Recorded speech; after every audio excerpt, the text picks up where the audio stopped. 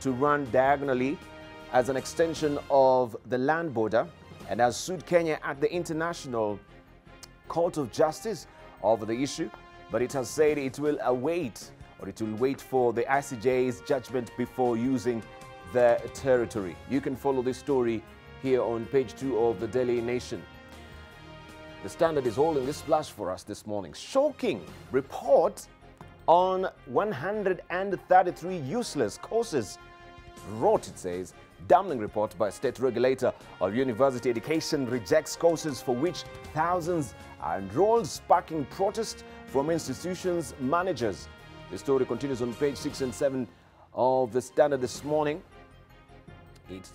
That's the figure given there. 133 rejected programs, 10,000 total capacity, and all this is in our universities. Also remembering Jaramogi, a memorial service in Kisumu. We can see here solemn moments.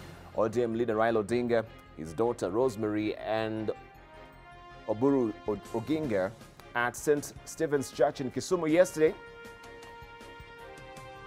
It says the family congregated to mark 25 years since Jaramogi Oginga Odinga died. Also still on the front page of the Standard, Interpol. Joho is not on our radar for drugs. That's the story you want to follow on page 10. Off the hook, police quote Interpol saying governor is not wanted over alleged narcotics trade. Also Kenya's demands to Somalia to end crisis.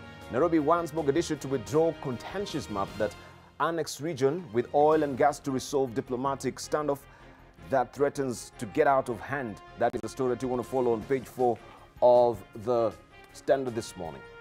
The Star is up next, and this is our splash this morning. Actually, I don't have the Star. We'll just lift that much later in the course of the program as well. But the East African, before I go to the East African, we have the Business Daily. KRA, it says, demands 10.3 billion shillings tax on sports pacer winners. That is what we have on the front page of the Business Daily this morning. Sport betting company says taxman's demand is in contempt of court order. The story by Galgayo Fire continues on page 4 of the Business Daily. And there is a standalone picture here, grisly crash. This is in El Ravine. 9 people died and scores were injured after this Green Line bus collided with a truck at Kamara on the Nakuru-Eldoret highway on Saturday night. The bus was heading to Nairobi from Bungoma. And also we'll give you also the gritty details of this story in our news bulletin this morning. GEM schools to close 3 billion shillings campus in Karen. The high-end Dubai-based GEM's Cambridge Education is set to close down its current campus and move all learners to the newly acquired Hillcrest International Schools. The campus located on Magadi Road was purpose-built by a developer for GEM's education at a cost of 3 billion shillings. It was the first learning institution that the Dubai-based group opened in Kenya about 6 years ago before it acquired the Hillcrest Schools at a reported cost of 1.5 billion shillings. That's the story that you want to follow also on page 4 of the Business Daily this morning. Let's move on. We see also what we have across the region, but before we go there, I have had copies of the People Daily and the Star. Revealed how Chase Bank sunk. There's an expose there. Auditor reveals intricate web of transactions led to financial mess. CBK Governor Patrick Njoroge blames judiciary for slow wheels of justice. This story continues on page 4 and 5 of the Star this morning. Also, 9 passengers perish in grisly Eldoret-Nakuru highway crash. That number has risen now to 11. We'll give you the details of this as well. Hop of oil billions spark of Kenya and Somalia row. That story on page 7. Ex-wives' hopes of Modama's riches quashed. This is another story on page 2. KPC lost 5.1 billion shillings in shoddy supplier deals. This is what Auditor General is saying, and this story is tucked away on page 8 of the Star. And DP Ruto donates 2 million shillings. It says cost of living too high. This story continues on page 6 of the Star this morning. The People Daily is holding this flash for us. DCI closes in on CSs in 9 billion shillings bribe claim. Brutal theft. Detectives off to Italy and Romania to interrogate directors whose firms won tender to construct several dams and supply of substandard fertilizer, respectively. The story continues on page 2 of the People Daily. Across the region, let's see what also the Citizen is hauling for us in Tanzania. Annual maize legumes yield loss hits 222 billion shillings. Annual maize legumes yield loss hits 222 billion shillings. New report by experts working on a food security project in the region reveals that total losses due to drought amount to 306 and 805 tons, 306,805 tons, with maize accounting for 246,823 and legumes 59,892. This story is tucked away on page 2 of the People of the Citizen in Tanzania. Also on the front page of Tanzania's Citizen, government ramps up rural electrification efforts, and Kenya-Somalia tension escalates is another story where they have the full witty details of this on page 2 of the Citizen in Tanzania. Still there, we have Mwananchi as well. Bajeti ya uchaguzi mdogo majimbo matatu mjadala ni Ukonga, Mundulu na Korogoe vijijini yalitengewa asilimia 5 ya bajeti ya uchaguzi mkuu wa mwaka wa 2015. That is the story that you want to follow also on page 4 of Mwananchi. This is how it looks as well.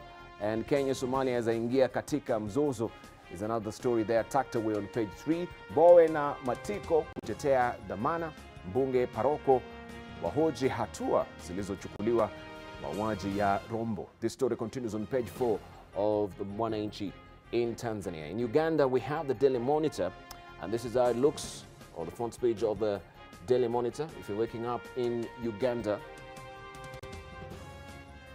wow, seems there's a different page there. It's not really coming up, but I'll show you what is happening in Rwanda.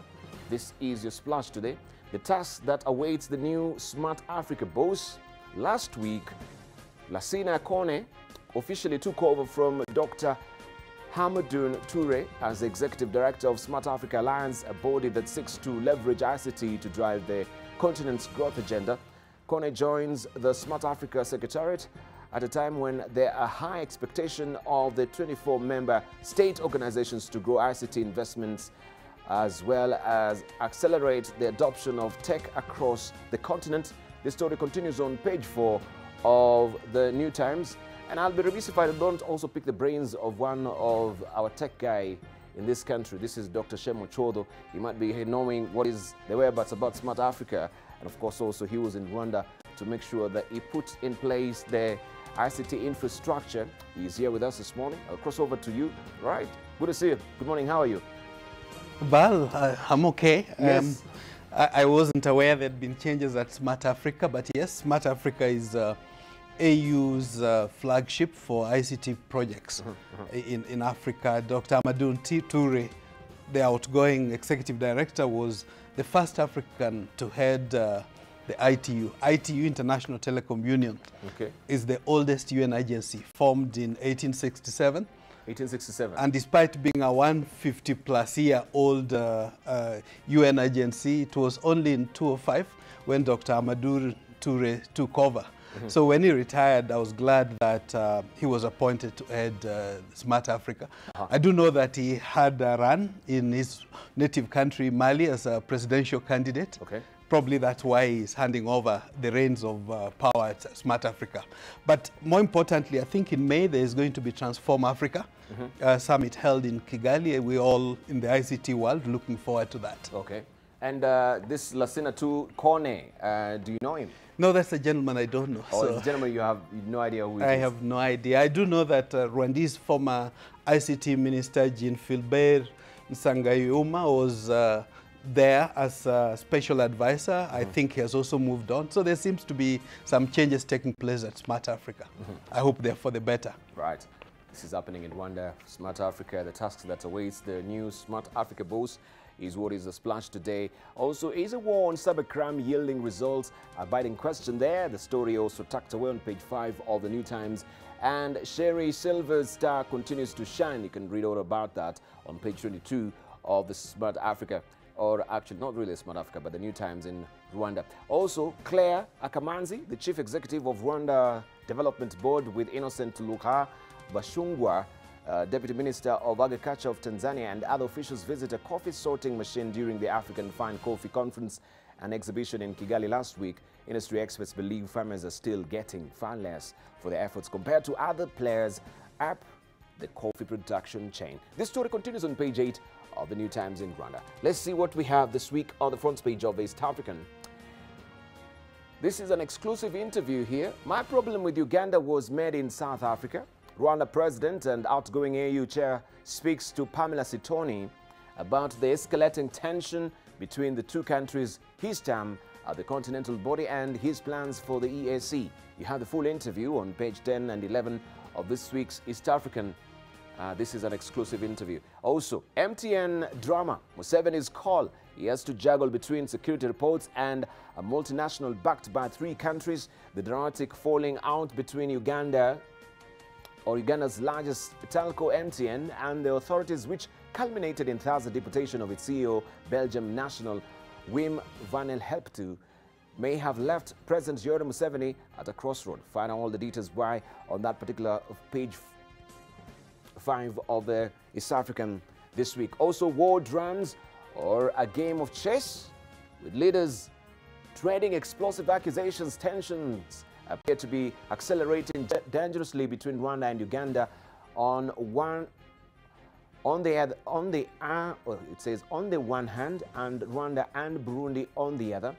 On closer examination, it turns out that the big men have systematically covered their positions. Still, with all that, it may well be that the East African community's fate will be ultimately determined not by itself but by what China does in the region.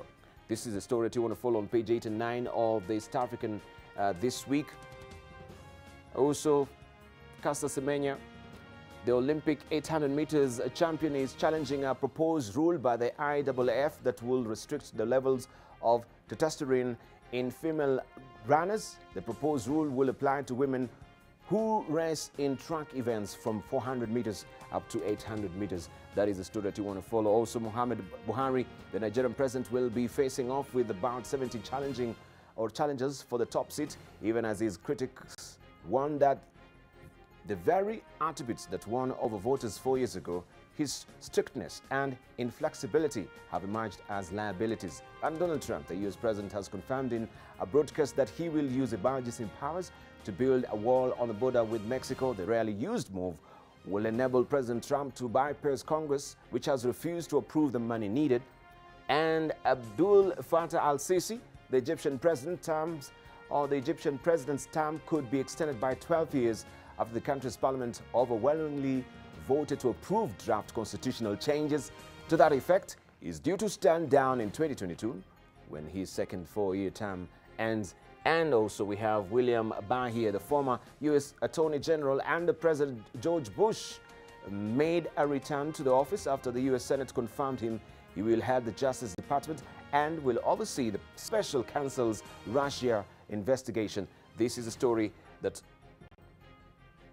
you have all the details inside the East African this week. The Taifa Leo is holding this particular splash for us this morning. Wanafunzi kupewa kondomu.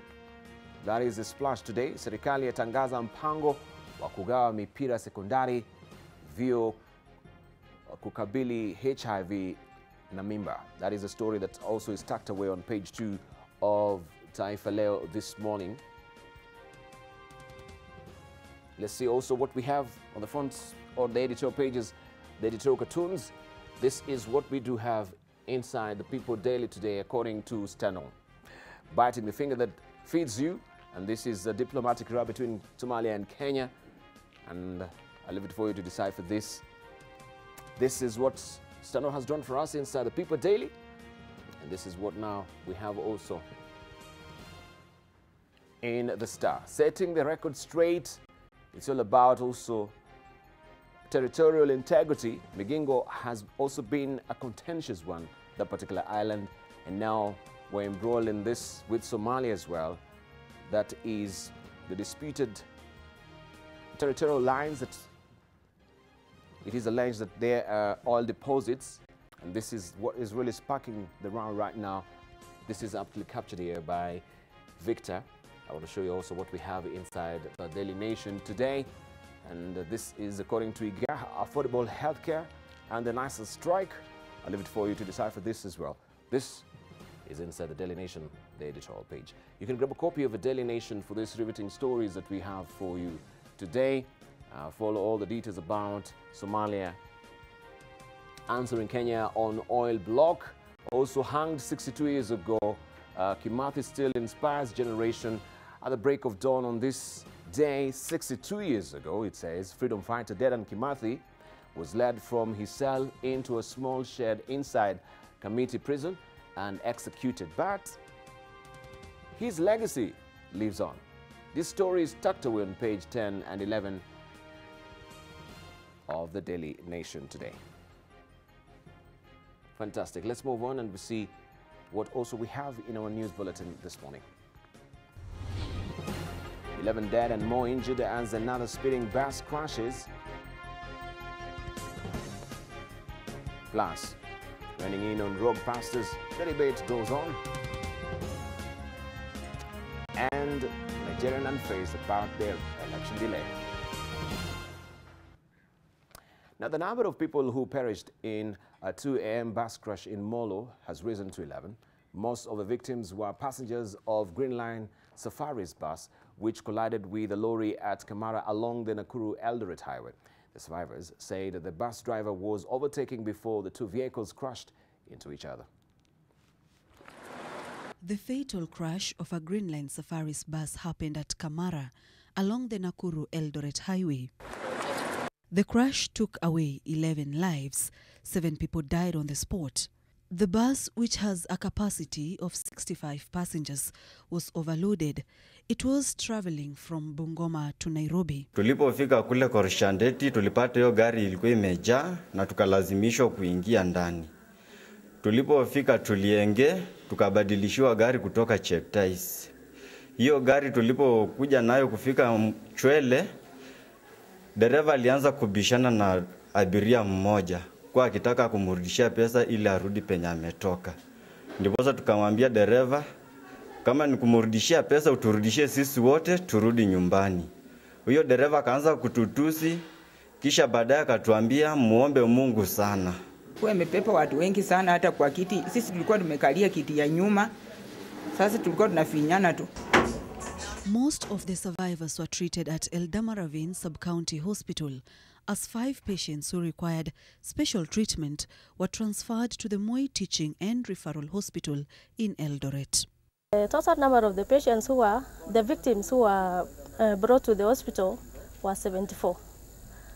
5 were children, 2 were students, and also we had women and men. 2 were able to succumb to the accident and they were taken to the morgue. It is reported that the bus driver was overtaking before colliding with an oncoming truck. Nakuru County Police Commander Stephen Matu says both drivers died on the spot. Wawe makini wakati wanabeba abiria, hata wale wengine wote wale wanatumia hizi mabarabara. Tunapoteza watu wengi sababu ya madriver kuwa sio waangalifu. Waache kukibia. Ukitaka kukibia toka kwako mapema mahali unatoka ili ufike uende polepole kwa barabara. Na tena wakati wanataka ku overtake, waangalie ni wapi wana overtake. Waache ku overtake kwa milima. The crash happened at about 2 a.m. Earlier on Saturday, 8 people lost their lives after a van they were traveling in also collided with a truck. This comes barely a week after Interior Cabinet Secretary Fred Matiang'i ordered the National Transport and Safety Authority to ensure that deaths through road accidents are reduced by 50%. Sharon Baranga, NTV. Now the stage is set for yet another showdown between the government and religious leaders over proposed bills that seeks to regulate the sector. Or the bill to be tabled by Kangema MP Muturi Kigango wants religious leaders to be professionally trained amongst other requirements in order to root out those who pray on their flock. The move comes as the Office of the Attorney General is also preparing a new set of regulations with the same aim, as Brenda Wanga reports. The Kangema MP says his bill is driven by the need to shield the public from unscrupulous religious leaders. A situation where we can control the proliferation of dinis, panda begu, I think that is what they are called. Aside from reining in this cadre of religious operatives, the bill will also set out to ensure that those on the pulpit are not there to enrich themselves at the expense of their flock.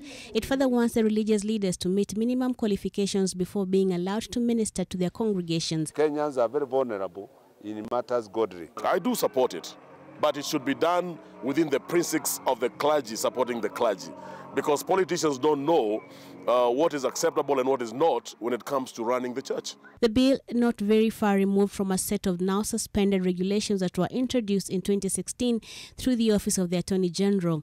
The Religious Society's rules at the time had proposed that all pastors undertake theological studies from accredited institutions before being allowed to register religious outfits. Religious leaders would also be required to get certificates of good conduct. Then, like now, the proposals ran into strong opposition from religious sectors. We don't want a situation where the government itself is trying to regulate the church. It is going to bring uncalled for war. It is going to bring animosity between the government and the church. Then, like now, the proposals ran into strong opposition from the religious sector. A section of the Pentecostal Churches organization is already up in arms before the bill even gets to the floor of the House. They insist that the government must consult widely with the religious leaders before moving to regulate this sector. Half of the pastors and preachers in this country were criminals. Some were even jailbirds.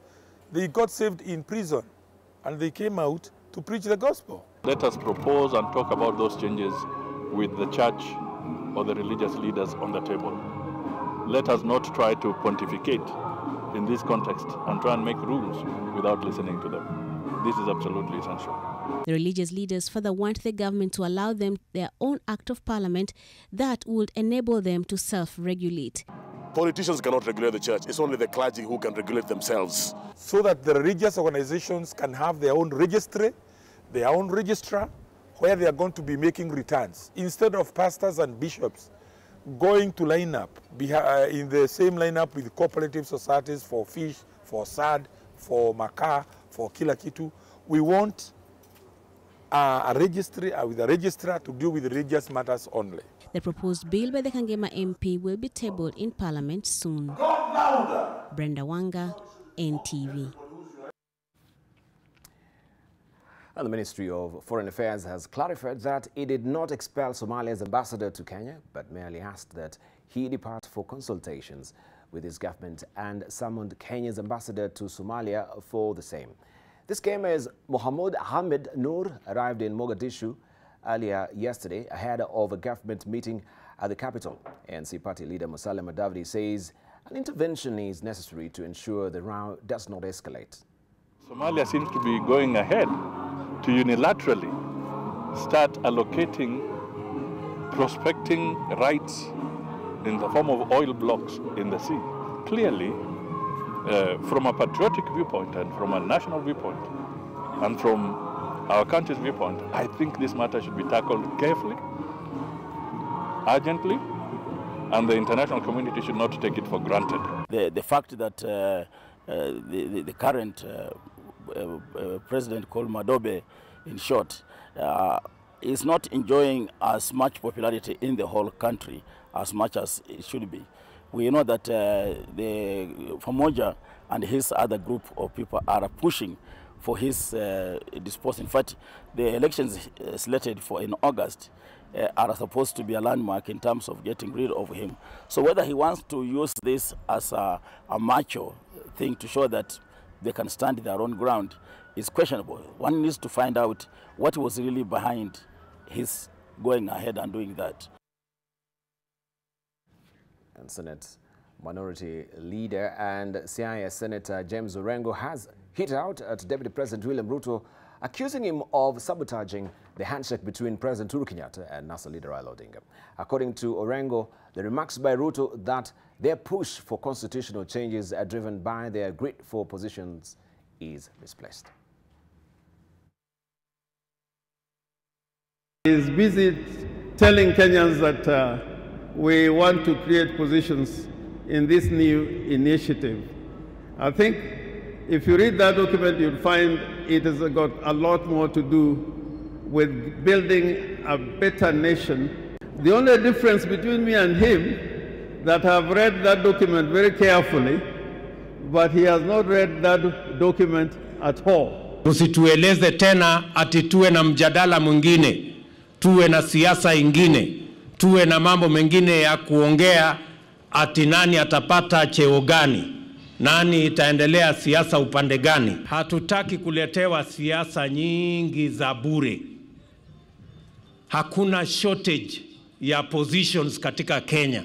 Iko shortage ya jobs for young people. We should not make this debate of a referendum look like it's a debate for the political elite alone.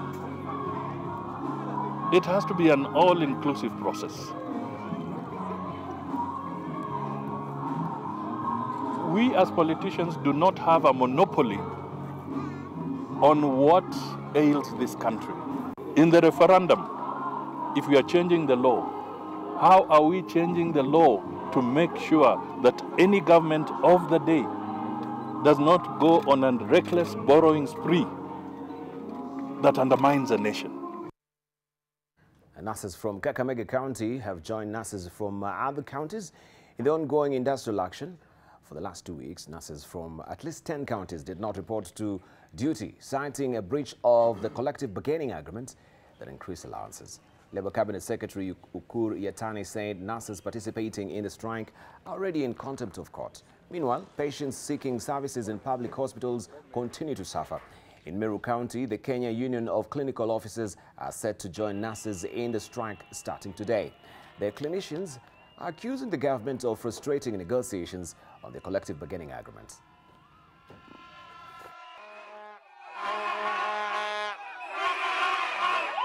President Uhuru Kenyatta was very right to give what we call an executive order under pressure. However, I want to promise him that he is not our employer. So he can issue 101 executive orders from State House, but we are not going to obey. Raila has not raised up to the occasion with his handshake. He should leave nurses' issues out of his agenda. My father was a daring politician.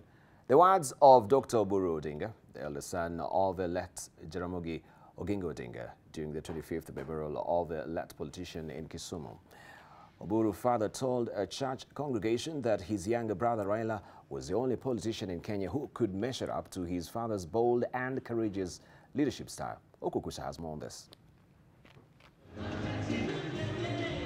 It was during a special church service held here at the St. Stephen's Cathedral where Oburu and a host of politicians gave tributes to a man who before his death came to be known in some quarters as the father of democracy.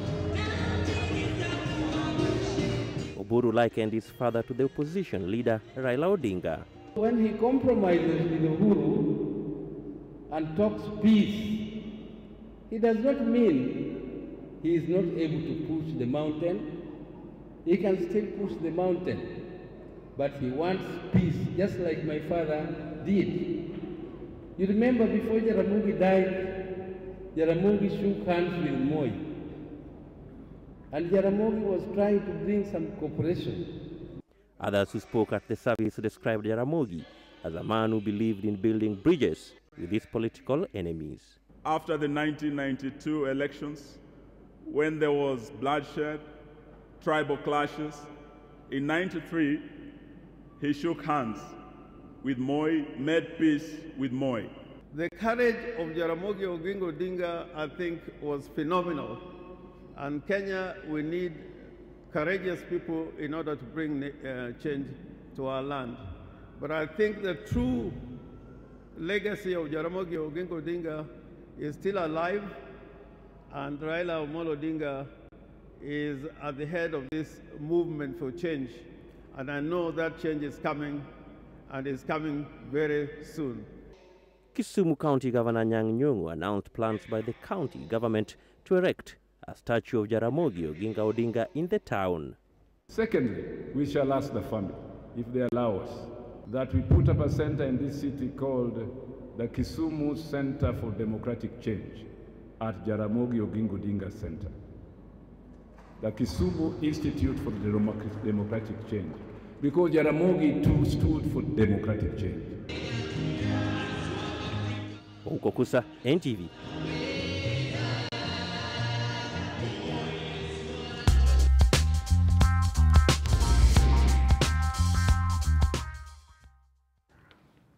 Nigeria's churches were packed on Sunday as the faithful prayed for the future of Africa's largest democracy following the postponement of the presidential election. In the capital, Abuja, the congregation at the Family Worship Center were unfazed by the election delay and urged all Nigerians to have faith in their vote. Nigeria's Electoral Commission postponed Saturday's National Election by a week, just hours before polls had been due to open, prompting the opposition candidate to accuse President Muhammadu Buhari of seeking to disenfranchise voters.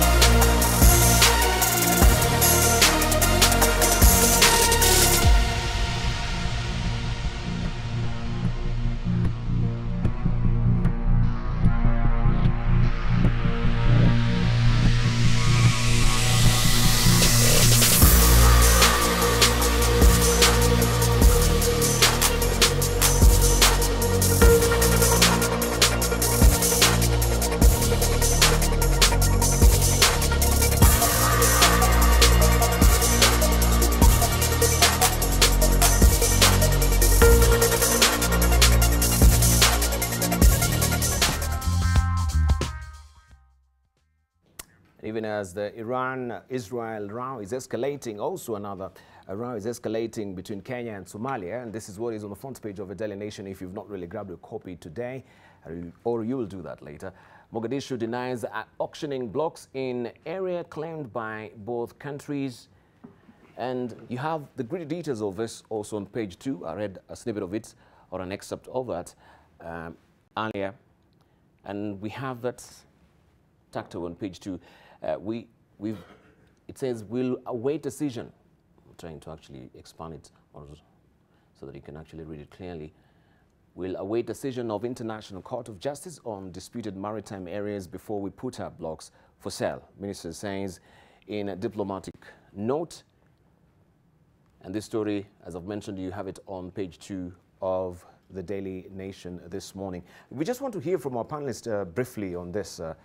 Of course, we've had also different opinions as far as also social media was concerned, that after all, we've been very resilient with Somalia. We've accommodated them, and yet this is a slap on our faces as far as our territorial integrity is concerned. We want to hear from our panelists this morning as I'll introduce them. We have with us Richard Onyonka, who is a Member of Parliament from Kitutu Chacha South. Also, we do have with us this morning Dr. Shem Ochodo, who is the chair of Kenya Global Alliance, Kenya Global Diaspora Alliance. Also, we do have with us Alice Wahome, she's a Member of Parliament from Kandara, and also Samuel Pogisio, who is the Senator from West Pokot. And joining us as well, walking into the studio, he's late. This is Kabando Akabando. He slept through the alarm. He's a former Member of Parliament, and he's going also to be talking to us about this particular row as well. So good morning, gentlemen. And lady. And lady, yes. Good morning. I am overwhelmed to sit next to you. Okay, let's just begin with Alice. I'm waiting for Kabano to settle, so we are still on air. I'm dressing him up. Let's just begin with Dr. Shem Ochodo on this. And Alice, what is your comment when you look at this front page of the Daily Nation this morning? Alice or Shem? Shem. Debarl, I think the case of Kenya and Somalia was a diplomatic goof, if you ask me to summarize it in 2 words. Goof both in the Kenyan case as well as Somalia. On the one hand, if it's true, because currently there are a number of issues that are not very clear. They're like gray areas because they are being denied. But if it's true that Somalia, the Republic of Somalia, went ahead to negotiate about assets that are still disputed and being a subject matter in court, certainly that's wrong. And particularly given the relationship that Kenya has enjoyed with Somalia and the sacrifices particularly that we have made, but also the cultural ties that Kenya and Somalia have. On the one hand, I think it would be a wake-up call that, look, neighbors will not always be best friends. So that's something to note. Both sides, Somalia and Kenya, we remain sovereign states. But also, on the other, the import of resolving boundary issues.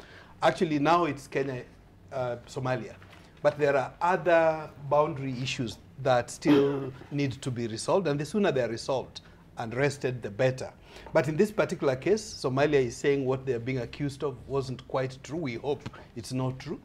But then again, Ministry of Foreign Affairs, Kenya, issued what, in my view, was a very harsh letter for whatever reason.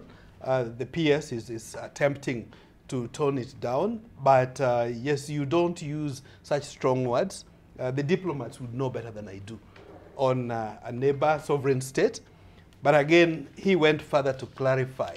Though it's a thin line when you say that we sent the ambassador to go and consult and we sent away the ambassador. It's semantics really for me. But again, what right do you have to tell an ambassador of another sovereign state to go back? We had every right to recall our ambassador to come and explain things to us. So as it were now, we are happy that the two countries seem to have said, no, it's the media that social media upping this issue. But of course, enemies, and we know Kenya and Somalia have many common enemies, could take advantage of this to put a rift between us. So the sooner this issue is captured and arrested and sorted out, let's the court process take its course. All right, Alice. I think the split has become a public issue. It's already in public, meaning that the diplomatic relations may have been bad even before what now came out this last week. But you know, the history of our country is that Kenya has been very peaceful, has accommodated a lot of maybe even bad treatment from its neighbors. You remember the case of Tanzania, the case of Uganda and Migingo. Tanzania was killing our animals and things like that. And of course, you know, we have hosted most of these countries within our boundaries. But when it comes to exchanges, I think, of course, there is the acceptable language. Like we say that is not parliamentary language. However, it may have been ongoing for a long time. And you see, when you see people like now, almost like conflict situation, it's obvious that there has been tug and push and shove for the two countries. It's not unusual to send an ambassador away from your country. It has happened before. And even to recall your own representative in another country. So, however, I think Kenya needs to, I think I want to support that we must be firm. We must be firm. We have seen even cases where Kenyans have been beaten up very badly. There is a way that our good manners have been taken for granted. Yeah. Don't you think, even looking at today's editorial cartoon in the Star, look at that, we have still Migingo, which is still a ticklish issue, has not been resolved as yet. And now we can see, if you may look at that particular feat, this is the Kenya territorial integrity, and still we can see that the toe is touching on Migingo. This is where it is stretching. Now it is Somalia now, also embroiled in this territorial integrity. Why can't we resolve one issue with Migingo? This also has been a tinderbox waiting to explode Somalia and Kenya as well. Do you think Somalia maybe jumped the gun, going ahead to auction as it is proposed, and now they've said they've startly denounced that they auctioned that? Maybe they have a wind of the judgment. You know, it's very funny that they would want to jump the gun. So maybe they know something. Right. Onyonka, you think they're overreaching? I think, I don't know where I start, but I'll try my best to look at it maybe from a slightly different approach. When diplomatic issues come up, you do not necessarily look at them from that singular issue that you see presented to the public. For example, there are elections taking place in Somalia. And the belief I have is that, one, the statement which came out of Somalia and the reaction of the Somali government is basically based and supported by the fact that those elections are showing that Farmajo, who is running, and the opposition may have been touting one side as being weak and not defending Somali integrity, and therefore they need to come up with an approach which would then show that actually Somalia is an independent state and Somalia is a country that can continue in itself. I would want to support what my colleagues have said. The issue in Somalia today is actually, if anything, to me, diplomatically embarrassing. Number one, Kenya has invested heavily in Somalia. We went there with the support of AU and the United Nations. Kenya has been holding the fort for close to 6 years. We have lost Kenyan members of the defense forces. If anything, this is a matter that the Somali government should have looked at in terms of how has Kenya behaved towards Somalia until now to the Somali government. We have made sure that the Somali government maintains its integrity, the sovereignty is taken care of. Like Honorable Dr. Ichwodo has said, we have got cultural ties because of the Kenya-Somali community and Somalis themselves, who have always made Kenya the either entry point or exit point to their country. And to a large extent, this matter should have been handled a little bit better. Again, the reason why it should have been handled better is because the case is with the International Court of Justice. This case started 10 years ago, where the Somali government then, from the government of Sheikh Sharif, who was the president in 2008, 2009, he had actually brought this matter, which is a legitimate matter, which was there are blocks within the East African region and within the African continent, which, if you would care to bear with me, they are listed under L21, 22, 23, 24. These are the 4 blocks which total about 260 square kilometers, which have got, presumably, it has been said, huge amounts of oil and huge amounts of gas. But those blocks do not include our own blocks which have got that gas and what Somalia has. It is just that we are actually disputing for that boundary in that region. And this is a case which is with the International Criminal Court. With the International Court of Justice, sorry. So Somalia as a country should have been more reasonable in handling this matter because of our history, because of our economics, and because of our history, political history. And we should have handled it as the Kenyan government. Some people will say that Ambassador Macharia rushed on to issuing the declaration that we are withdrawing our ambassador and that the Somali ambassador is being kicked out of Kenya. I think we a little bit rushed it, but at the same time, this is a matter that was actually, as I've said again, I'm just repeating myself, if anything, was embarrassing the Kenyan state. Right. Yes. Pogisio. Yes, first of all, I think it was a lot of reactionary response, whichever side. And I do believe that we kind of surprised the citizens. The citizens have been given this rosy picture of friendly countries. Yes. And very friendly presidents and leaders. And I think we've enjoyed the peace dividend that existed. And I think that's more important than whether oil belongs to us or not. Economically it will. But really, what's more important is to make sure that we maintain the peace that exists between us and Somalia. And the overarching, the corresponding responsibility that Kenya has over Somalia. And I do believe that diplomatically, everyone, of course, would be surprised what would have happened, so that you've taken the ultimate decision, yes, which means things have been bad. For you to remove to send somebody out means things have been bad, and yet we didn't know as citizens. We have enjoyed this amicable relationship that we have, very amiable, that we've had with Somalia. And so I do want to say that when we look at all these things diplomatically, let's look at the peace dividend, the advantage that Kenya will have by maintaining a close, good relations with Somalia, and the fact that we need Somalia to come out of the woods. And Kenya is responsible for that. A stable Somalia would be good for us. So I think that whatever it takes, maybe if there was a goof at that level, we should use another level, maybe a higher level, to bring back the relations that exist. And I think the president probably should intervene in this one. All right. Kabano, good morning. Good morning. Welcome. Asante. Yes. On Kenya-Somalia route, that is what we're discussing. Yes, I think the colleagues have spoken very well about it.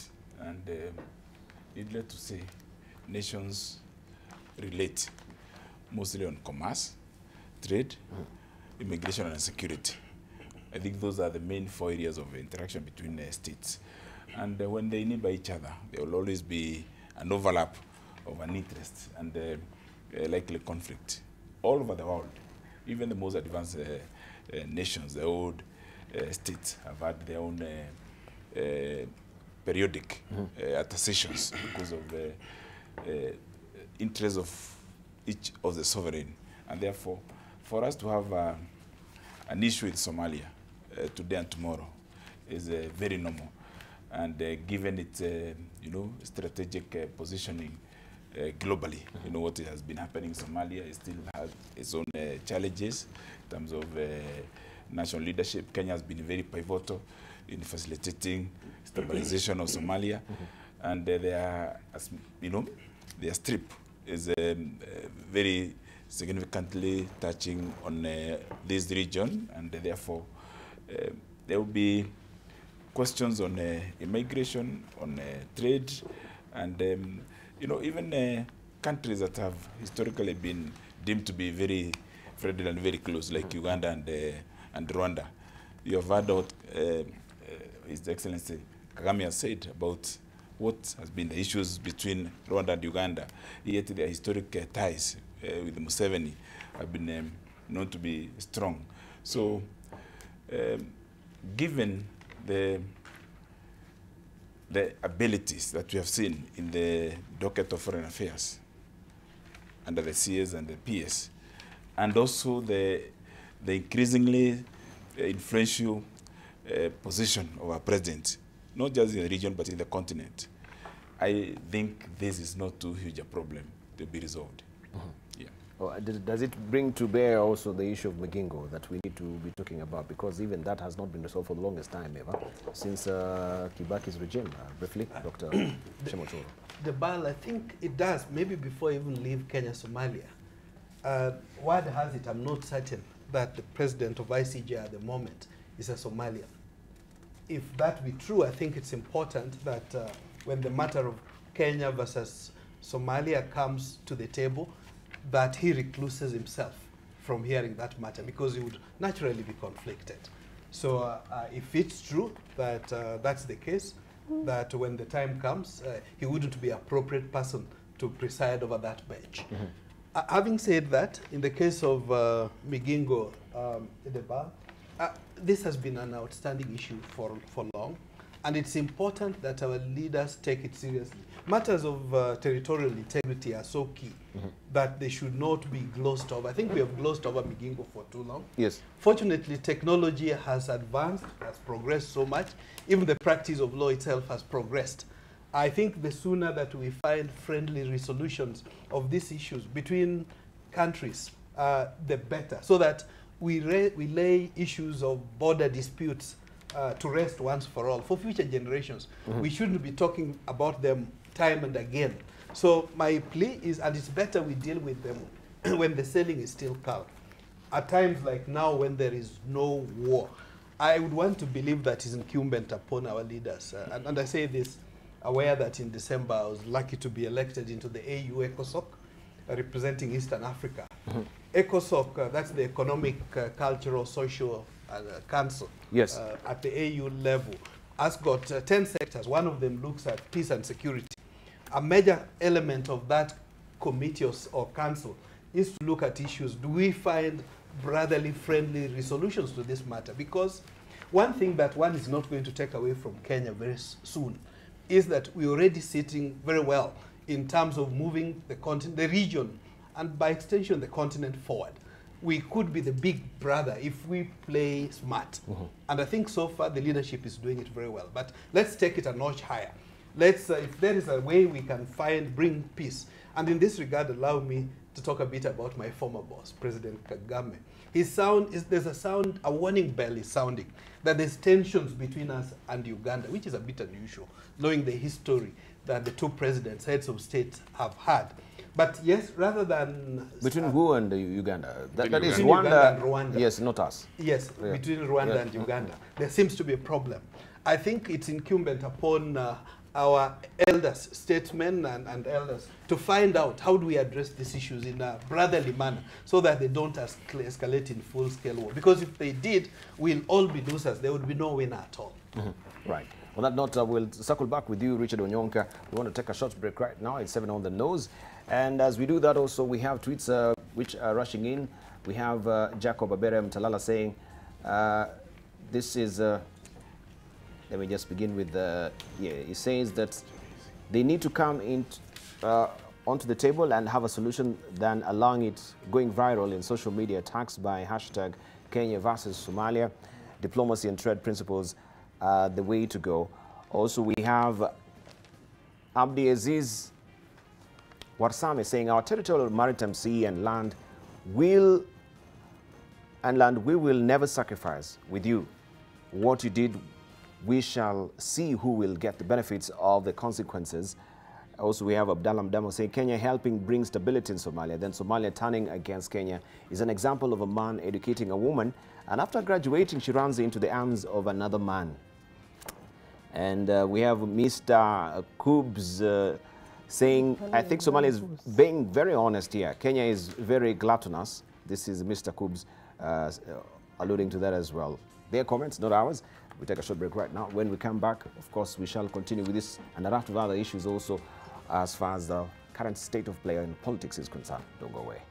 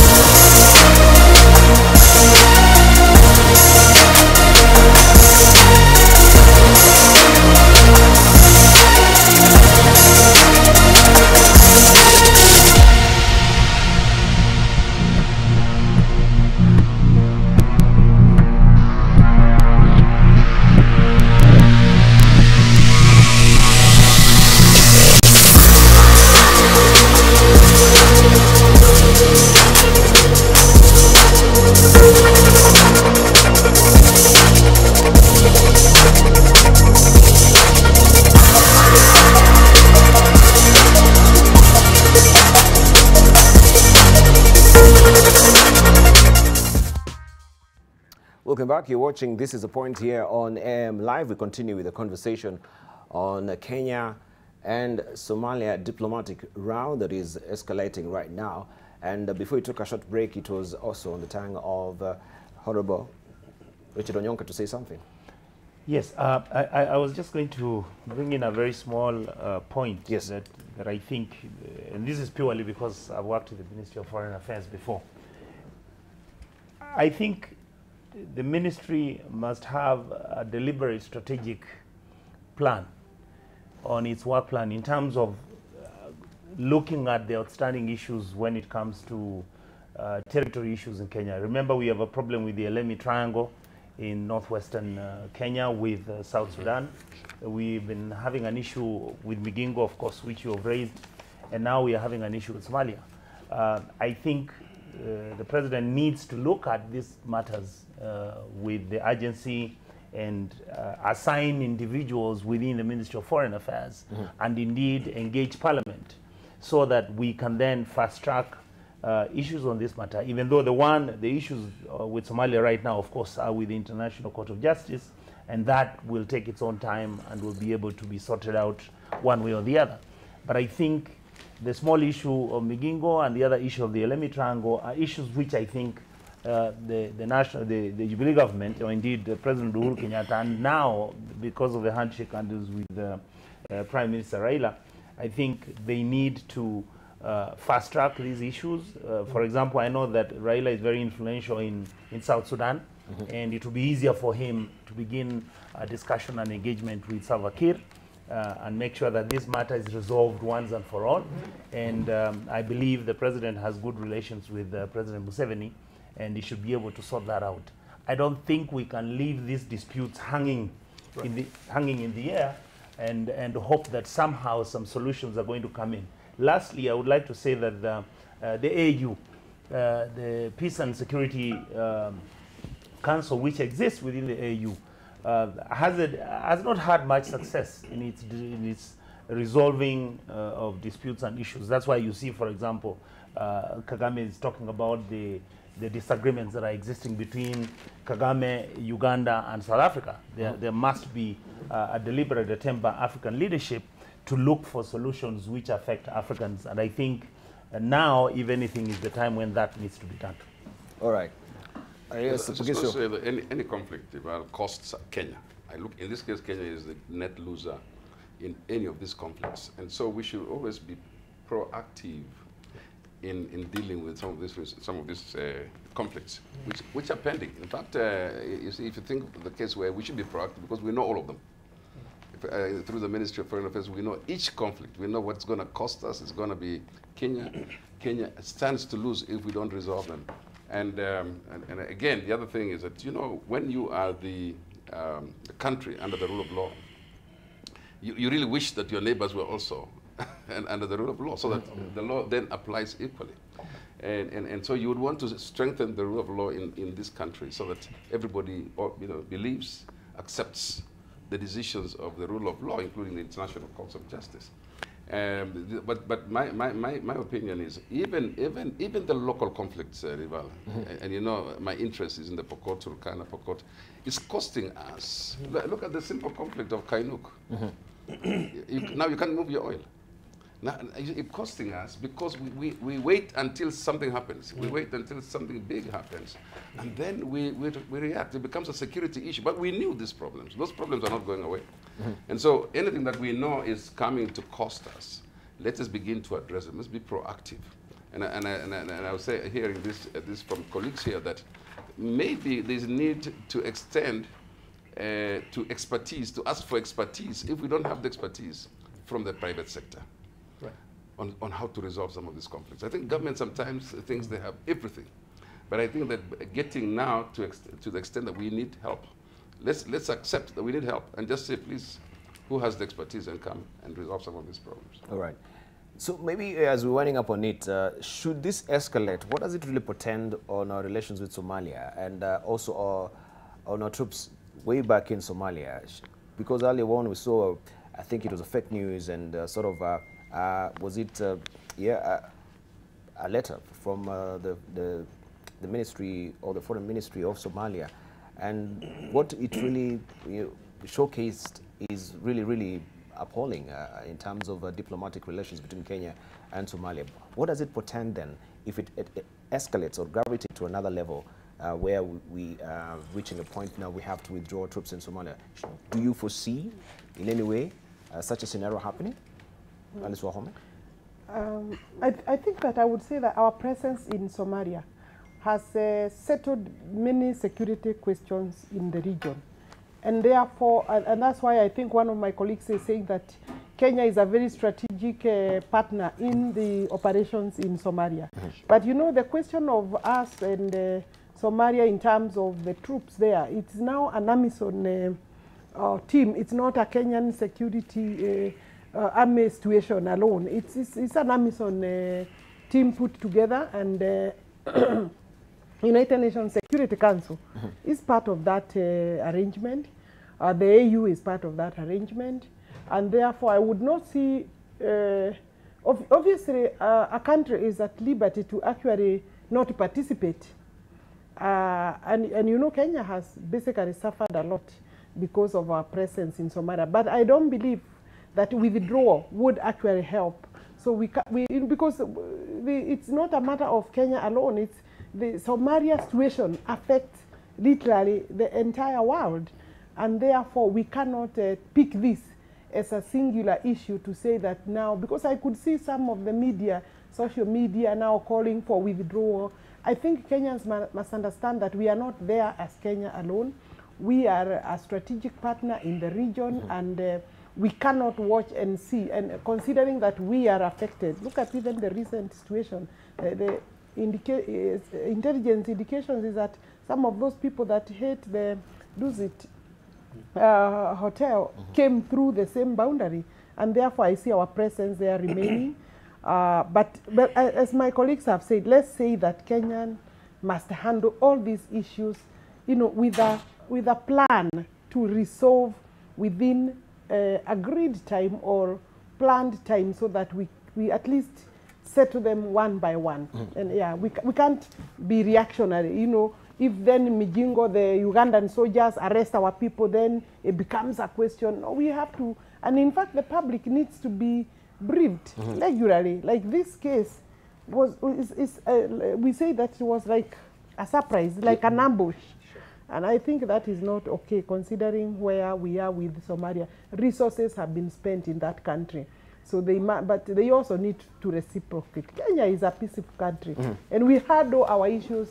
I believe we have been very mature as the big brother or big sister. I'm sure my colleagues would like it to be the big brother. That's okay, but you know, it could be the big sister.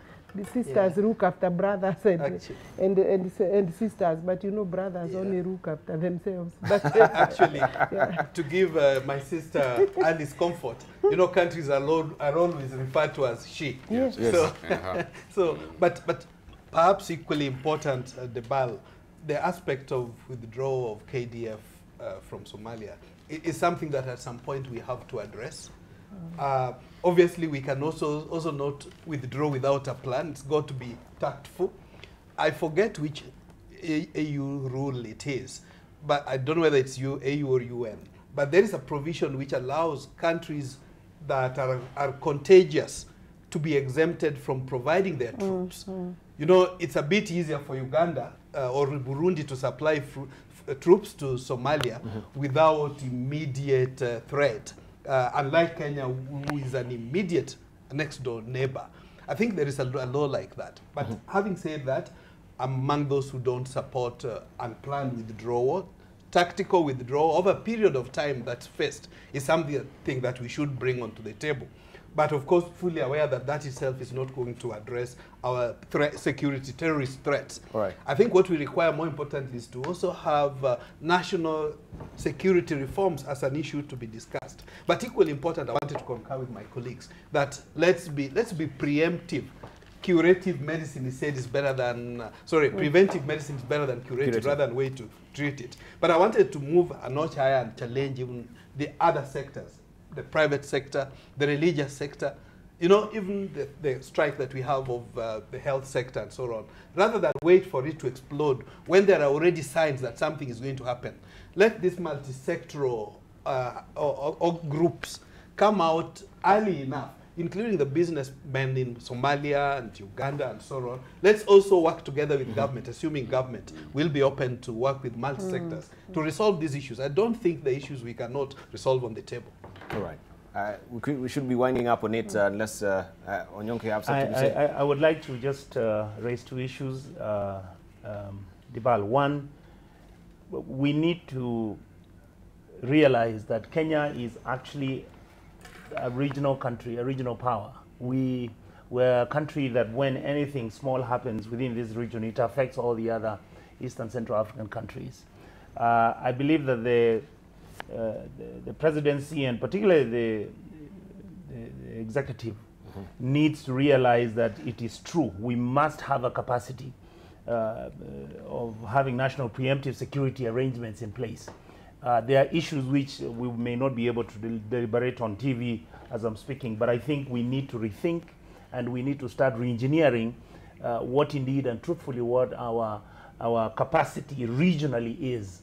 Have we emasculated ourselves? Do we have enough capacity as an economic regional power, which is not supported by the same military capacity, which if there was anything happening, you see, in international diplomacy, you have to look at your economic power and juxtapose it with your military capacity for you to be able to have soft power. What is the truth about where Kenya is today?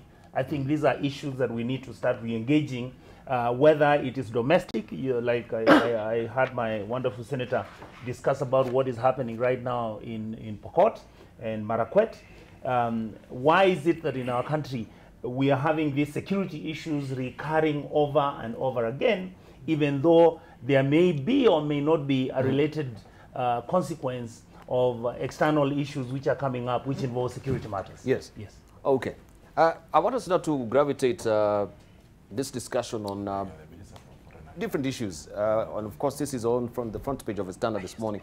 Shocking report on 133 useless courses. Damning report by State Regulator of University Education rejects courses for which thousands are enrolled, sparking protest from institutions' managers. And this story is tucked on page 6 and 7 of the Standard. If you have a Standard today, it just brings to the fore the question about, you know, the courses that we have in our institutions right now, because I think if this will actually affect some of the people who, or the students who've already enrolled, then this can be really appalling. But the question of skill sets and matching skills from our graduates and the labor market also comes to the fore. And I think this is what now the Commission for University of Education is proposing, that the academic programs that fail to attract students be scrapped, you know, after 4 good years. And this will affect some of them that actually are taking the courses right now. But it brings to the fore the question of, as I've mentioned, skill, you know, skill sets and the labor market, because a lot of also, you know, people from all the employers are really crying foul about the sort of graduates that we have in the market currently.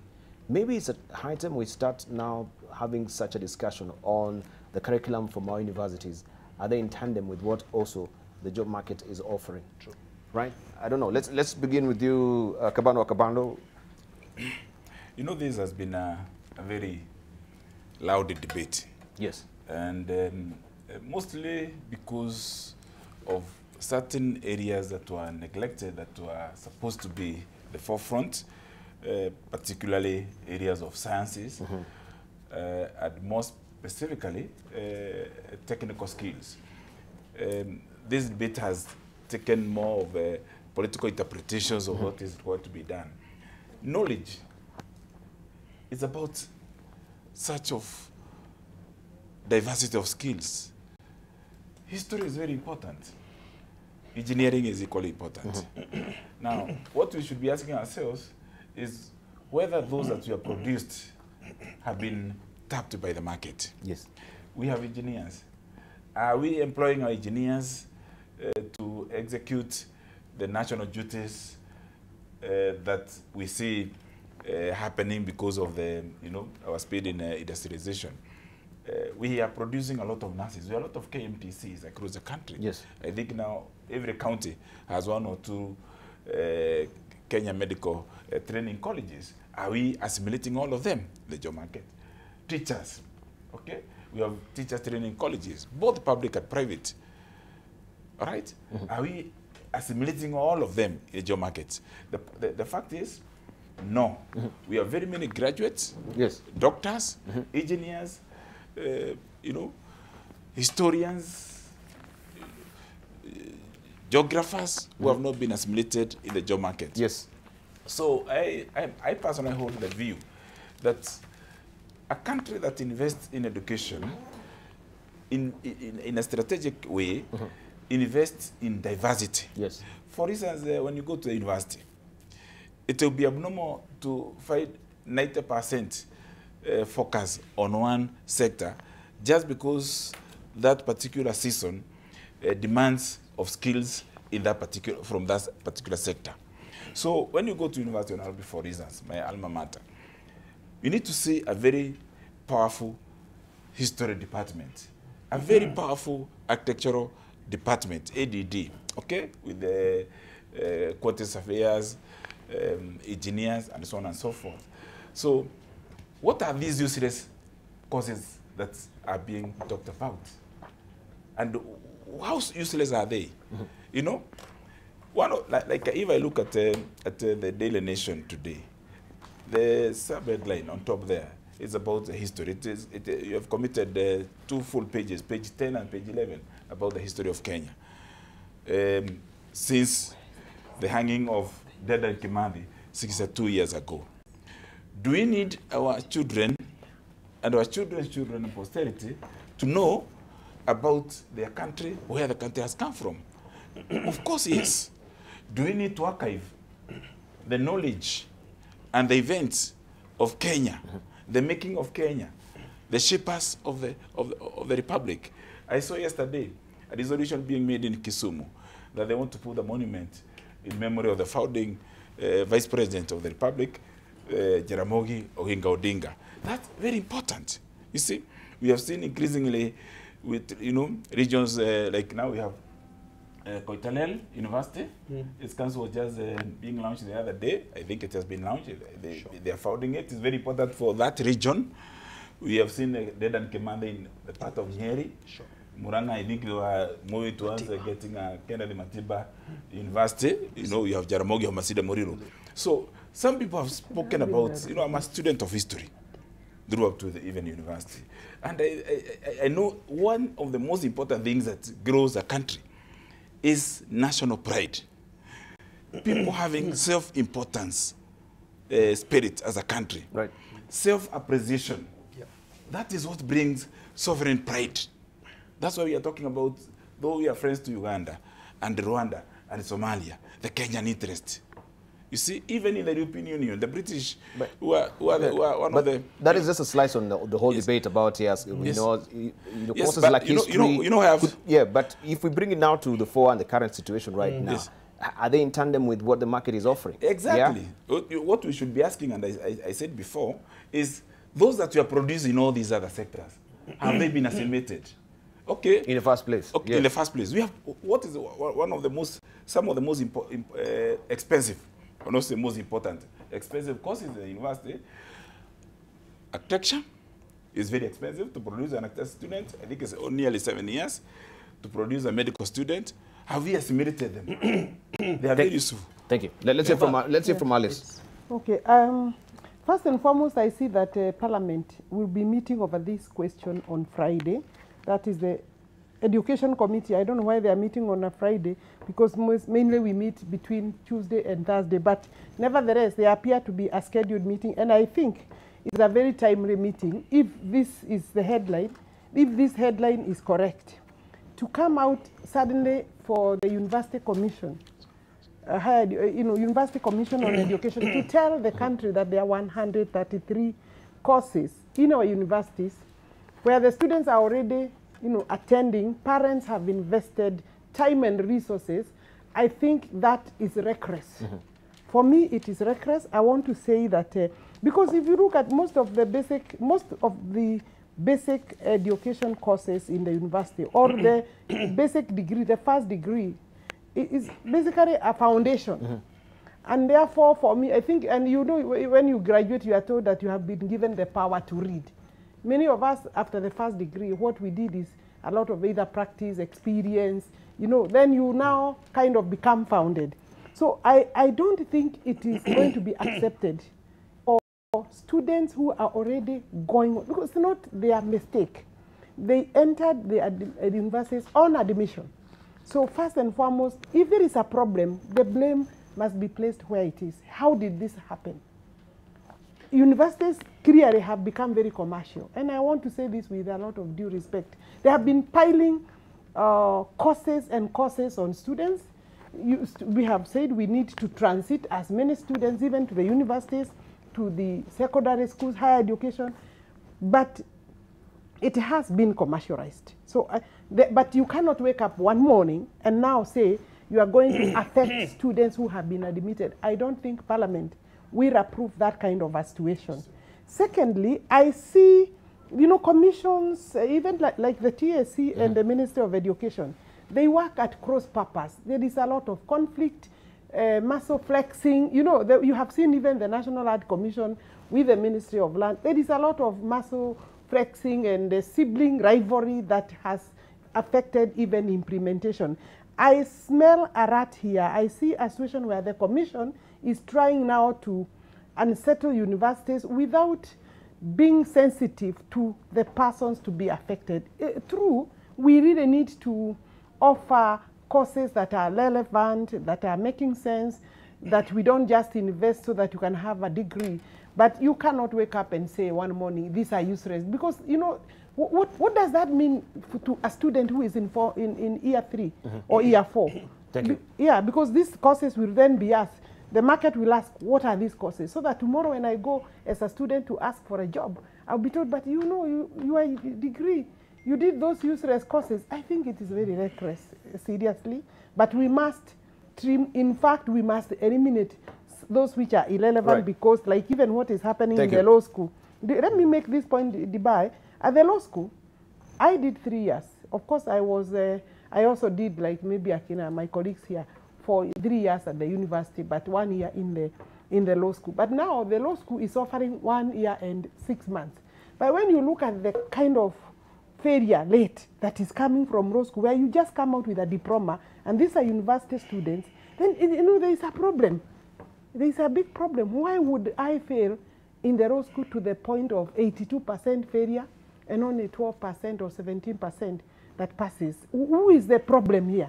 Maybe, but before we have these particular courses, and we have the commissioner himself, or the commissioner for university, waking up and saying we should scrap this, I thought the approval first he presented to the commission, right? So the people who gave the thumbs up before they went full steam ahead. There is inspection of the facilities. Debarl, thank you. Before I comment on that, when Shmuel Alice raised the issue of law, a complaint that has come to the Kenya Diaspora Alliance is foreign laws, Kenyan students who go and study law outside in the UK, some of them more prestigious institutions than our own globally. Yes. And then they come and then they are put through some process, and somebody insists they must go to a particular university to offer those courses. You wonder whether this is something that's being done because it's right or because of other reasons. But having said that, I think more fundamentally, Kenya's greatest, although we have discovered oil and we have some gold, I would want to say that Kenya's true oil and gold, it's human capital. Yeah. The human capital that we have, whether it's lawyers or journalists or engineers or accountants, we have some of the best, not just in the region, but globally. I keep wondering, why have we never come up with a national human capital development and deployment plan? I raised this issue once to the former planning minister, late Henry Obuocha, God rest his soul in peace, that why don't we have one, knowing that this is our real gold and oil. And in this particular regard, I must say I have a lot of great respect to the people at the helm of KWE, the Commission for University Education, Professor Chacha Nyaigoti and Professor Mwenda Ntarangwi, who himself is a diaspora returnee. It's well known that even in the US, the average Kenyan born in the US is better educated than the average American. How do we tap this knowledge skill? And the world is talking about knowledge economy, knowledge societies. In fact, I do know that there's already a knowledge society registered in Kenya that's planning maybe later in the year to have the Knowledge Week. Obviously, we need to get our knowledge sector, our think tanks right. And in this particular regard, why do I want to agree with KWE? I do know that they proposed that let's not have lecturers who don't have PhDs. Yes. I think if we're going to be excellent, knowing that this is already our strategic advantage that we have, obviously, let's go that way. That's if we want to be a first-class world, there are things we can't run away from. There is one thing that Mheshimiwa Waziri Matiang'i tried to do, and I was saddened that he didn't complete it. Cleaning our educational system. We have too many degrees, we have too many PhDs and so on, we have too many professors who don't merit being what they are. Thank you. This is an area we need to clear. So for me, I support what's happening, but it's got to be done within a structure and a context. And above all else, I see an answer, a national conversation in almost every major Kenyan problem. Let Kwe not do it on its own. Let there be dialogue. Let's say from Honorable Pogisio, because also you come from the academia, and looking also at what was on the front page of the Star, I think a week earlier, that APRO, that we have 80% of law students, you know, LSK say they cannot really approve, you know, their credentials. They say this is a failure rate, 80%. What do we have to say on the current state of play also in academia? I think it is questionable. Yeah, thank you very much. And for the School of Law, they should be able to track backwards to the curriculum in the universities offering law. In those universities, what kind of students, what kind of teachers they have, and so on. Because if they can pass the 4-year course and then just fail a lot when they go to the School of Law, there must be something that could be investigated. My take on the Commission for University Education and their role, but I like to insist that they need this is a look in the mirror for them, because they are the ones who really, new universities are starting, for example. Why can't we get it right in those new universities? Even if the old ones have old problems. Why all these new ones which started 10 years ago under their watch should have got it right in terms of curriculum, got it right in terms of the requirements for the lecturers, got it right in terms of facilities and equipment, so that we can at least have standardized universities. But now we've allowed the market to run the universities, and the quality of education developed, and I've been there, as you know. The quality of education comes from the fact that a lot of our students are taught by people who are not hired by those universities. A lot of freelancing people, you know, who carry home a lot of your documents and so on. A lot of freelancing lecturers whose qualifications are very dubious.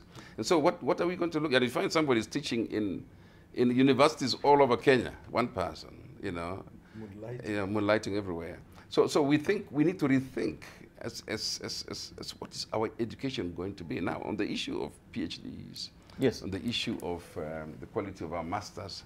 You know, somebody with a master's degree, Debarl, should be able actually to research for the professors, should be able to teach classes at the university. But now you're finding we're getting now we're graduating so many that you can't even do the things that you used to do when you did your masters. What's happening to our education? What's happening to the quality of education? Finally, every county wants to have a university. And so we're going to have probably, even Pokot now, we're going to think of having a university named probably after a famous Kapengurius, university. Or Lotodo. You know. Or Pogisio. Yes. And we find that let's name the universities for what it provides. You cannot have a university of, it's called Pogisho University of Science and Technology, and you find that the science and technology part is so tiny, it doesn't support the name of that university. You know, so let's get it right. And the Commission for University Education just needs to know that they are the ones who approve every course, approve every list of professors. They are the ones who do all those things. Maybe they don't have capacity. Maybe we should help them with capacity. But we should, and again, as Shem always says, this is not an uncharted territory. This is not in reinventing the wheel. I mean, this is something which already goes on all over the world. Thank you. Perhaps also the professor is trying actually to, you know, mop up what was left by the previous or the predecessor, Professor Some as well. Now that we're seeing all this were approved and I'm finding them to be bogus, now we can even a bit cut him the slack this morning, because we don't know from what point actually he's coming from as well. Let's hear from Richard. For me, I really endorse what all our colleagues have said here. But if you go to the standard on page 6 and you look at the audit which was done, yes, very interesting expose here. You says the audit exposed how universities in their haste to mint cash, from huge enrollments, misrepresented their capacity both in resources and in teaching staff. Debarl, the problem you have with university education, and indeed, I want to talk about the education sector. And it is true that former Minister for Education, Matiang'i, when he was trying to clean up from the lower levels, the problem you have today in the Kenyan education sector is knowledgeable to us. We actually know what the issues are. If you look at it, number one, there is no standardization. Even if you take somebody who's learning, let me use a very basic linguistics class in Maseno University and take another one who is at Coast University, you'll find that both the students are actually not learning the same subject. Yeah. All right? So we messed up with the standardization of our subjects. Number two, look at where we are right now. Yes. The government is saying we are going to have 100% transition. The people actually who now need to be hired the most, the people who now need to be given jobs are teachers. Because the enrollment that is taking place in these schools that we have right now in our local areas, the enrollment has gone by 500%, 800%.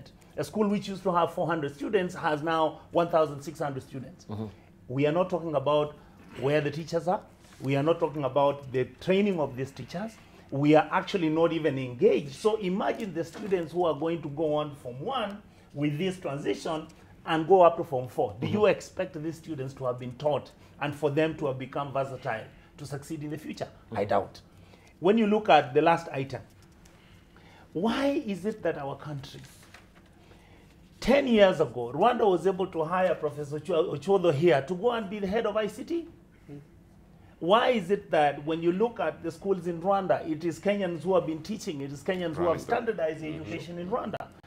The best roads which are being done in Rwanda were done by Kenyan engineers. True. What actually happened to us? So I think we need to go back to the drawing board and start asking ourselves what happened to the quality of our education, what happened to the standardization of our education, and what happened to the manpower building capacity, the capacity building of our manpower to make sure that the education sector continues to churn out individuals who are solid, who have got capacity, who can even be able to correspond in English and Swahili. I get extremely embarrassed when you sit and you're watching on TV and you see an intelligent, smart person who's discussing a very weighty issue and they're not able to speak in our language called Kiswahili. We used to have Swahili as a mandatory subject. That is the subject that used to bring all of us together as a nation. Then what happened to it? Things were removed. You have the syllabus. Right now, you saw the story. There are no textbooks in schools. The teachers don't have teaching material. They don't have. What is it? What is it that happened to us as a country? I think we need to go back and start checking out on that. Right, Kabano. Yes. You see, this seems to be a report that has come out after some work by the Commission on University Education. So there must be some deeper details. With all due respect, the newspapers are about screaming and splashing for newsworthiness, generally speaking. That's about media. And we are speaking in a media house. I think what... Careful. I'm very careful. I'm careful not to be excited. I think, like Ali said, it's about, the question is deeper. It's about quality. It's not about useless university degree courses. I think that's just a screaming. No, useless. Yeah, so you think useless is a misnomer? It's in quotes. It's in quotes, actually. It's in quotes, but that goes out. Remember, what we are discussing here is actually a national security question. Because the moment you disclaim or you dismiss the product that you are getting from your universities, what communication are you giving to the African states that are seeing Kenya as a center of academia, business, and leadership? What message are you giving the European, the Asian, and the American universities? Let me proceed. But the question will be, again, before you even take that trajectory, if we say that this is a matter of semantics, even if you put quality. What I'm trying to say, Debarl, is that the question is more detailed. It's about the following. Number one, we have over-glorified the importance of a degree. To the extent that we think because we are telling our children, you must have a degree by any means. So A person who has gone to Kenya Polytechnic and studied for 4 years, you know, these are the people who drew buildings. They had only diplomas and certificates, but their works were very perfect. But now we are trying to scheme everybody into an engineering department that has a capacity of 40 students, but we want to scheme 200 students because everyone must be an engineer. We are scheming every child to law, to do architecture, to go and do medicine. No wonder 80% of students going to Kenya School of Law are not failing the exams. After, of course, you know, before Matiang'i came on board, we are producing 200 out of 300 candidates in one school getting a straight A's, which were very fake. But when streamlining was done, we saw they produced 2 A's. Not because they were failing, but because of getting what they deserve. I think the problem here is about accreditation. Okay? What this, just reading through, what this report is saying is that there are courses that don't have teaching materials and teaching instruments and teaching personnel. Therefore, these courses are considered to be substandard. Then I have seen a comment here that they are saying that a course that does not attract enough students should be considered obsolete. I don't think that should be the way to go, even for the commission. If, for instance, students don't want to do a certain course, many of them, but there are 10 students who want to do that particular course, no course should be scrapped from the curricula of any college or university just because of the numbers. All right? It's about the problems you have had.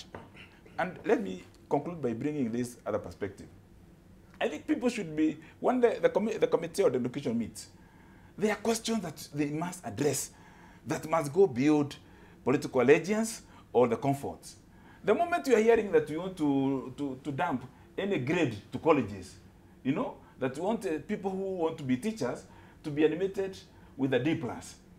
Yet, with the devolution, we are pumping general resources in all the counties of Kenya, and we have seen a very specific growth in historically marginalized counties in the area of scholarship, in high school and all that, doing even better in terms of bursary than the old counties that were considered to be ahead of others. Therefore, it's a question of ethnic fiefdoms. Yeah. And as Pogisho Mwalim said, there's moonlighting. You know, I was shocked 3 years ago with a group of students that I know who could not access their credits in one of the oldest universities in Kenya. The question of lost credit in universities is increasing every day. Students go to class, lecturers and all that. Right. So, is leadership. Right. So, it's quality. This is the report. It says that of the 133 unapproved courses, Tom Mboya University has the most at 25. Garissa University and Alupe University have 10 unapproved programs, each while Great Lake University of Kisumu has 8. It says 7 courses were rejected at the Kenya Highlands Evangelical University, while University of Embu, Lukenya University and Jaramogi Oginga Odinga University of Science and Technology had 6 rejected courses each.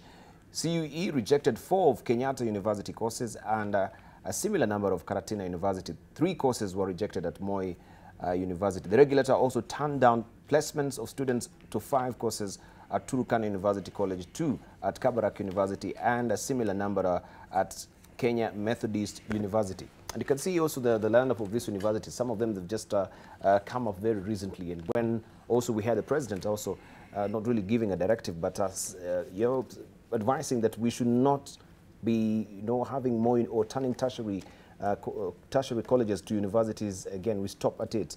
But we've raised critical questions because also the Federation of Kenya Employers, they came up with a report and they said, oh, also the labor market, people are crying foul that they have to retrain some of our graduates when they enter to the... So the cost over, or the cost of actually retraining again falls to the employer.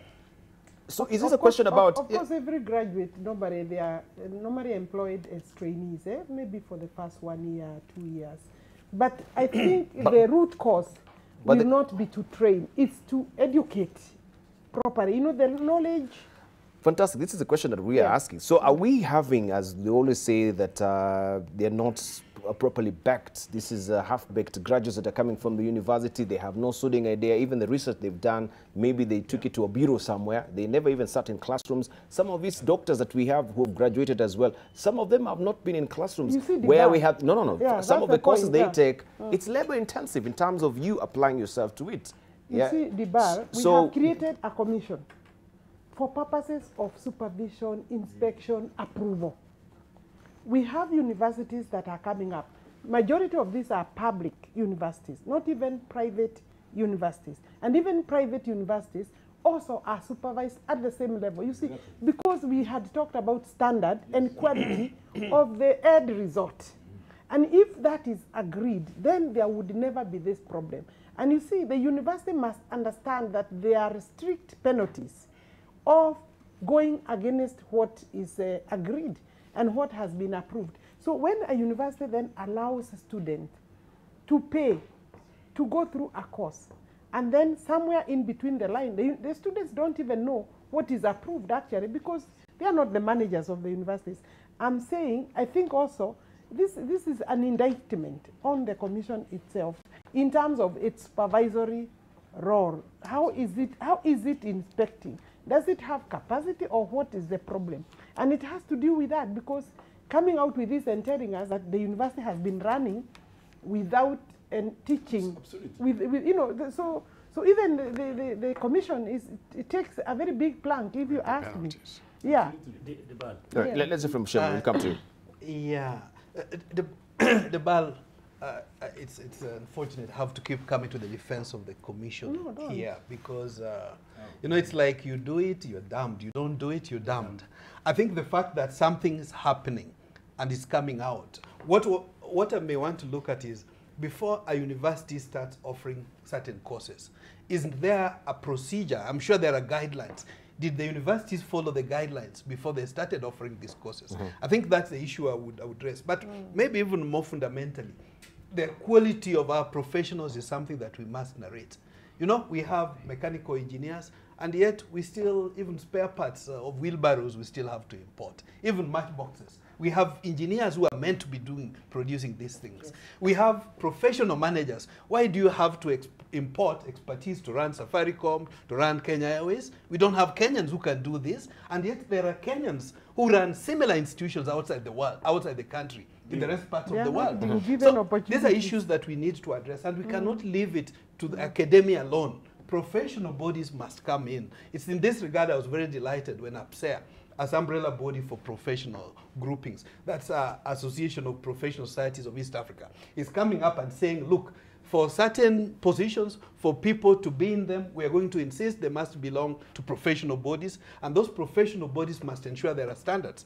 Coming from an area where everybody has been an expert, the ICT world, I am glad that a few months ago, there is now a professional ICT body, so that if anybody comes to say that, you know, look, I'm an IT expert, that person has met some very basic requirements to be approved and admitted. And we did agree as members of that society, we're going to be very brutal. That not everybody we see on the screen purporting to be an expert There must be professional standards that they must meet, so that the people that we produce, you know, if you get this is an agricultural engineer or agricultural economist, you know that's somebody you can respect their verdict. But it can't be the commission alone, it can't be the universities alone. The professional bodies must also play a role. Right, Onyonka. Thank you. The issue for me I wanted to raise is there is something fundamentally wrong with the way we are handling our issues domestically, whether it is a matter of corruption. There is a relationship, I believe this, there's a relationship between how a student gets his degree and the quality of education he gets from that university, which then cascades down, for example, to the sector where that student is. I'll give you an example. Ask yourself, how is it that 3 days ago you had more than 60 children dying in a hospital, and nobody, one, is going to be held accountable of it, and chances are nobody's going to say exactly what happened. Look at ourselves as leaders. Dr. Shemwichodo and my sister, and my brother Kabando, and I'm not being judgmental here. Look at how many leaders are getting degrees which are fake. We all know they're getting fake degrees. We all know that some of these individuals are not qualified to actually get those degrees, but we laugh it off. Laugh it off. It even goes to court, and the court says, no, this is a matter, in fact, that is not, it's not consequential. Chapter 6 was diluted. Therefore, even if you are not on the list of the graduating class, it doesn't matter. This is the problem with Kenya, that we must be in a position where we demand that if somebody is going to be trained as a doctor, if somebody is going to be trained as a nurse, that person, if they are not able to perform their functions and diligently so, and there are actually errors which they have made, there must be consequences. If the university is producing students that a student is not able to articulate a sentence, to even just discuss a matter, a very simple matter, talk about who are you, and you'll find somebody either running from Sheng to English to Swahili and coming back to their mother tongue to express a very simple sentence, who are you? And we are not able to deliver such students. How come we all went to those schools during the older days? And I'm not saying that older days education was better. No, some kids right now are very bright. But I'm saying we messed up with our standardization. We messed up with our education, and we must go back there. Right. As we're winding up, well, let's hear from also Professor Pogisio. I just wanted to ask you, especially the proliferation of professors in this country, because I think Kenya also has the largest amount of professors in Africa compared to other jurisdictions, and of course even the Western world as well. Why is this? Is it because we're more educated, or because the filter is not as tight that we have, a proliferation of these professors? Right now also we have this obsession with the PhDs as well. And I think that also is a critical debate. Maybe you could just inform us on what is happening with the PhDs, and this also sparked a row also amongst the lecturers as well.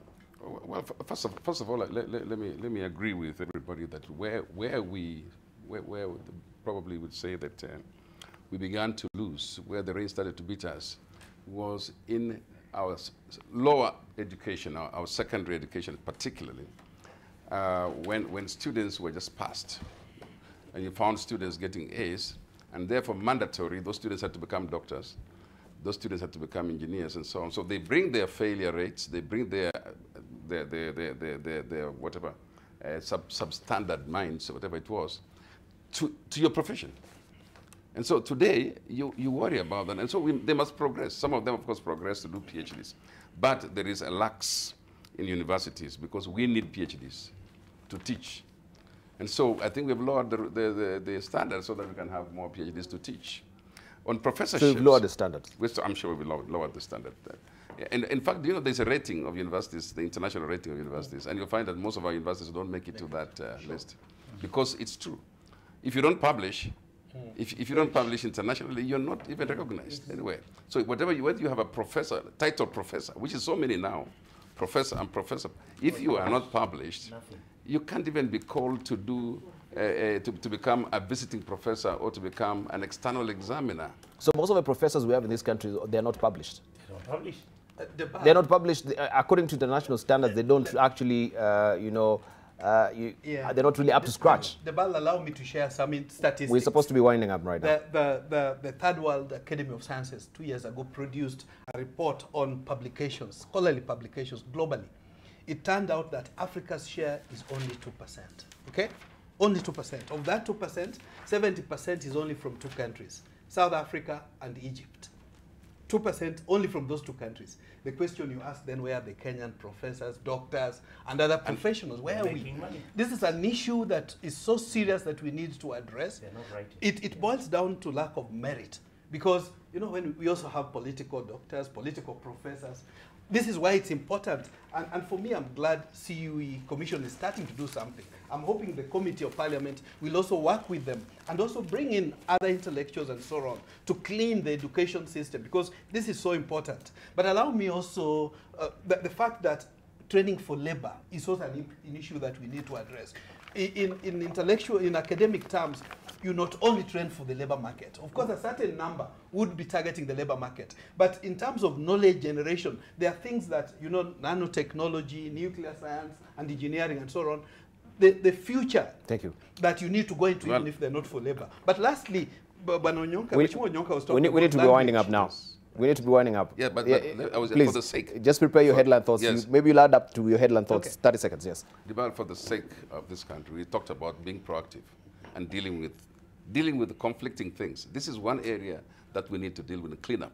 And for purposes of helping our parents, those courses which are called useless, can the universities at least remove them from their lists so that we don't have to admit students to them, so that people don't just think they exist? And QE should insist, if they have not been approved, they should not be on your lists.